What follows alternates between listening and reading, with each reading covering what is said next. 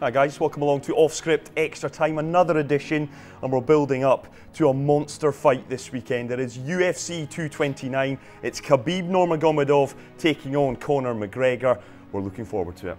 We certainly are, and we've recruited a heavyweight to talk through it with us. Tam Khan, founder of TK MMA and Fitness. Tam, great to have you with us. You're part of Gokhan Saki's coaching staff as well. I've got to ask the first obvious question. Is this the biggest fight in UFC history?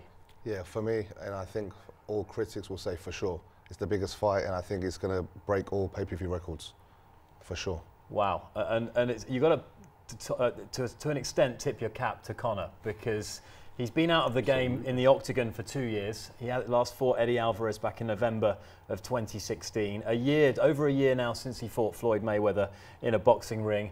He's picked the toughest possible opponent. He hasn't shirked the challenge. He's coming off a long layoff, but he's up against an absolute monster. Yeah, I mean, who would have thought he'd take Khabib on after such a long break, 2 years out? You'd probably get a warm-up fight or someone a bit lower ranked, but he's gone for the best, he's gone for the champion. And it just goes to show that they've had one press conference for this fight.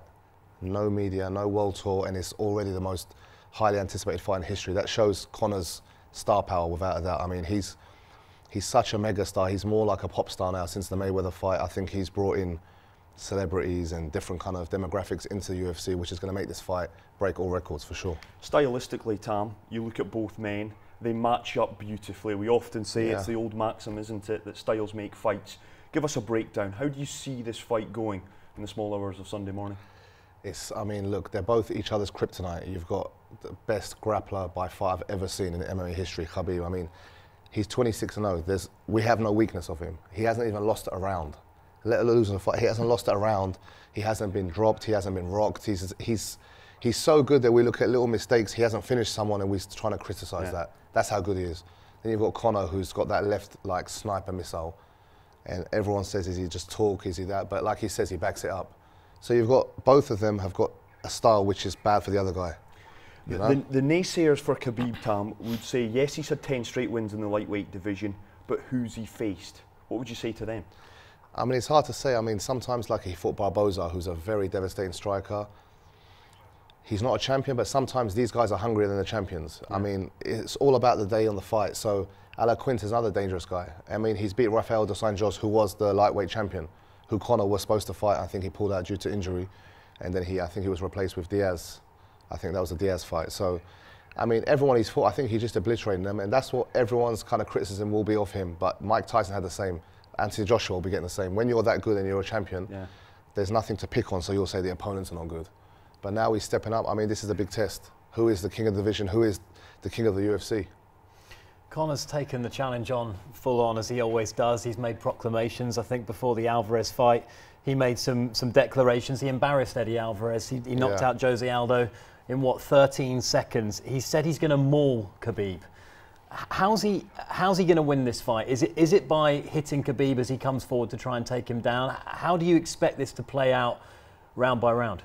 Yeah, I think Conor has been watching all Khabib's fight, and he studied mainly the last fight against Alaquinta, where Khabib was a bit tentative, I think because of the stress of the week before.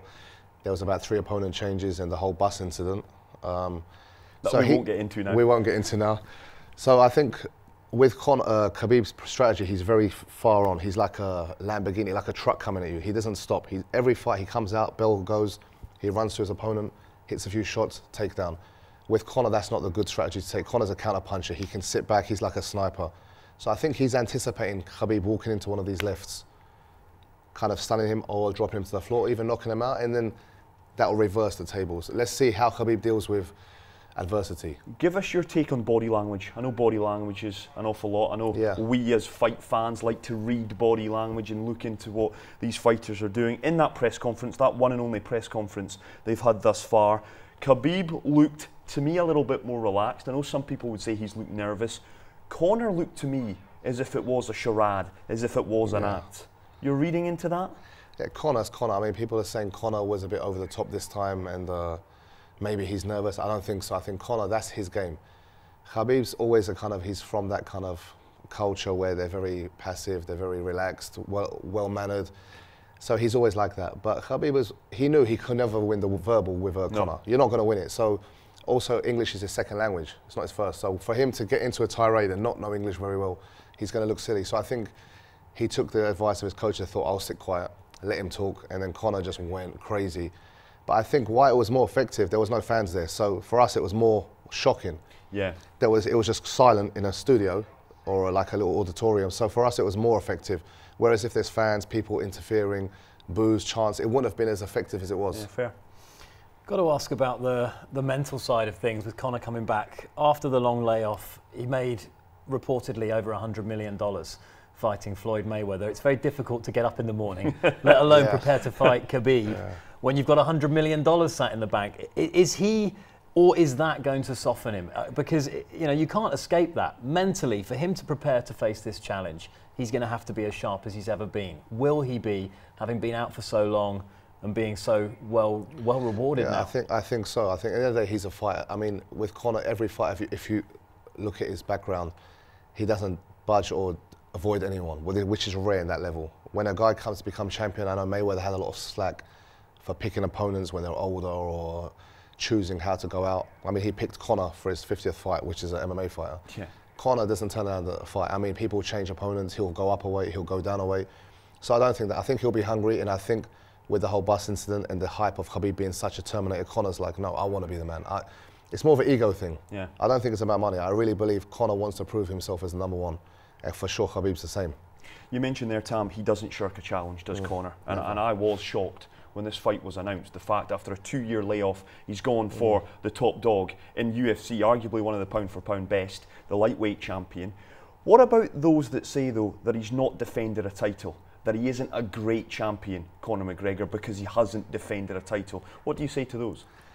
Yeah, I understand the point as well. He holds up divisions. Other fighters are all fighting for interim belts, which really are kind of like paper belts. Yeah. But at the same time, I think he's, for the UFC, such a megastar. You can't keep him there. You cannot keep him with a number 2, number 3 contender no one knows.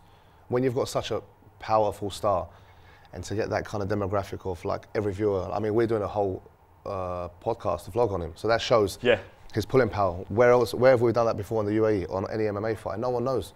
But Conor, you can go to 1 in 3 people that know him. So you need to utilize this tool. So if there's a super fight in a welterweight division, heavyweight division, like, you've got to take it.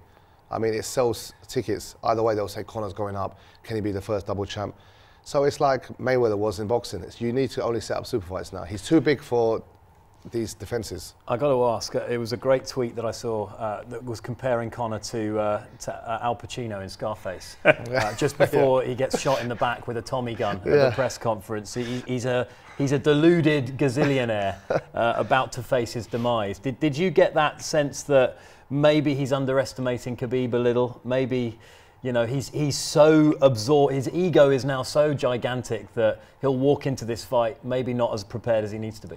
No, I think that was all calculated. He knows, he respects Khabib, you can tell, and he knows how good Khabib is. He knows. That's why his only strategy is, if you see no kind of like weaknesses in someone physically, the only way to get them is mentally. So he's thinking, okay, Khabib's always calm, he's always the smiling, brash guy in his conferences. Let me tick something which has not been touched. Let me kind of play with something, and that's what he's doing. And he thinks if I do this and I push it and I get verbal in the religious or culture aspects, maybe Khabib will be aggressive, want to come and kill me, and that's walking into my game. From a UFC perspective, Tam, not so much from a fan, let's look at it from a purely business point of view. Dana White, who does he want to win on Sunday? Khabib to protect that unbeaten record, Conor McGregor to make an announcement that he is back. Okay, I mean, for sure, I think he wants Conor McGregor because he brings the most money. I mean, if you look at Khabib's pay-per-views before this, I don't think they'll even reach nowhere near 500,000. Nowhere near. Maybe 100, 200. Even though he's the best fighter on the planet, McGregor brings a big income to UFC. So all the bosses want Conor to win. It's not about picking sides who they like. It's business. So obviously he'll be wanting Conor to win. That's why even with the bus incident, there was no suspension from the UFC. There was no ban. There was no kind of red card. There was nothing. You put any other fighter to do that, he'd be banned. Losing the Nate Diaz fight did not slow Conor down. It did not slow his meteoric rise down. He took a rematch, he won the rematch, he came back, and his star continued to rise. Who needs this fight more? Is it Khabib or is it Conor? I believe Khabib, but if Khabib does, for example, for heaven's sake, just destroy Conor in one round, picks him up, drops him, takes an arm, taps him, then the question will be, is Conor another Ronda Rousey? Yeah. That will come up. Yeah. So and is he aware of that? Is Conor aware of that? He's going to be aware of that. If Khabib destroys him and makes it look easy, doesn't sweat and walks off and smiles, that looks like it's a guy playing with a kid, you know? Like a Does that finish Conor in the UFC? It'll be the critics will get to him. Is he Ronda? Is he that? Then that could. So he's got a chance. He's got a risk as well. If he loses and he comes out blazing, he's still going to be a millionaire. He's still got the Diaz fight. He's still got this and that. Everyone wants to fight Conor because he sells tickets. But if Khabib loses, then it's like, was he hype? Was he that good? So Khabib has more pressure, for sure. But Conor still has a lot too. There's a lot of hypotheses there, Tam, and we've got to drill this down. Come Sunday morning, 8 a.m. here in the UAE, around about that time, give or take 10 minutes or so. What are you expecting? Give us a prediction. Conor McGregor, the unbeaten Russian machine that is Khabib Nurmagomedov. Who's going to win this one? I think it's not going to be like we think. I think it's going to be a war. I think they're going to just come out and you're going to see Khabib a bit out of his game plan, exchange with Conor. My heart is with Khabib. I'd like to see a new champion. I'd like to see him be dominant. I think Conor's got it all, so he's done it. I want to see Khabib reign. I want to see his potential, but I just have a feeling. I just have a feeling with experience, Conor is going to catch him. Conor to win? I think Conor. Knockout? I think TKO. I don't think he'll knock out Khabib clean. I think he's too tough for that. I think it'll be a barrage of punches like Alvarez. Maybe I'm wrong, but I'm just watching. I think Conor would never take a fight. He picked this fight. Khabib didn't. Everyone wants Conor. Conor took this fight for a reason. Yeah. He took it quick after Khabib's last fight, so maybe he wanted to play with his weight, make him get back in camp straight away. So he maybe sees something a lot of people don't. On paper, Khabib should win, in my opinion. Khabib grabs that ankle, single leg, he's going to take him down. It's over. But it's just the fight starts standing with all the pressure, with all Conor's talk, with all the lights under him, and he's going to see Conor in that corner. Can the emotion get to Khabib? That's going to be the telling point. McGregor it is for you. Knockout. Give me a round if he does indeed knock him out. I think the first minute of the second. Oh, first minute of the second. Rob, I know you're very much in. But that doesn't mean who I want to win. Yeah. That's just my prediction. All right. Well, I would actually like to see the smile wiped off Conor McGregor's face. I found him thoroughly unbearable these last 6 months. He's been pretty nauseating. That press conference, I thought he went too far on some of the remarks he made to Khabib, and he made it far too personal, in my opinion. I'd like to see Khabib win. I think, given the fact that Conor is going to be ring rusty, I do feel that. I think that coming back off a big layoff against such a dangerous opponent, I do think Khabib is going to get it done. I do believe that, and I think he's going to do it by submission, which is his modus operandum.